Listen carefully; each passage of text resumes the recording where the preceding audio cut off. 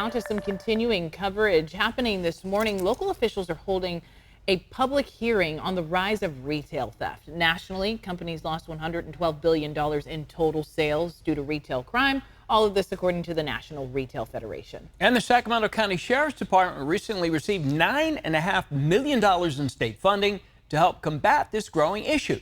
ABC 10's Bridget Biorlo joining us now live from downtown Commons this morning.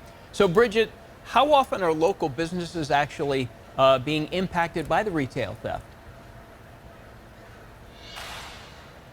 Well, it's happening more and more frequently, and it's having a physical impact. More stores are closing for good due to, in part, this problem. And it's not just small businesses that are struggling to get by. Even large corporations, Target closing 3 California stores in part due to retail theft. Just yesterday, 2 14-year-olds, they were arrested as they were shoplifting from a store in the downtown Commons area just outside of the Golden One Center. Now, thankfully, there are heightened patrols right now due to the holiday shopping season, so police were in position to apprehend these teens before they got away with it. But far too often, thieves are getting away with it. Just take a look at your screen here. These are the scenes that we're seeing far too often. Groups of people going into stores, filling up bags, taking off with what they've stolen. Oftentimes, police say shoplifters hit store after store in a single day.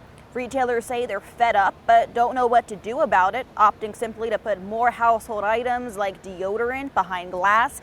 They tell their staff not to intervene for liability reasons as thieves continue to commit these crimes without being held accountable. We are seeing prices going up. Retailers are having to invest more in protecting product. You're seeing product not necessarily being on the store shelves so that, you have to call someone to go into the back to get something. Maybe you order something on a kiosk and it comes out.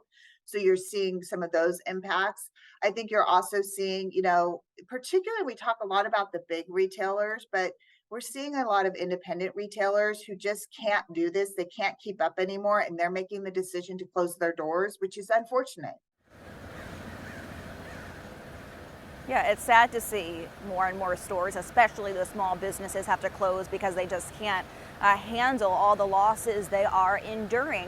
The California Retailers Association, they're trying to work with lawmakers on this. They want to roll back portions of Prop 47 that was passed back in 2014 that allowed thieves to essentially steal from store to store as long as the total monetary value did not exceed $950. They also want to reduce liability for the stores who are afraid to intervene.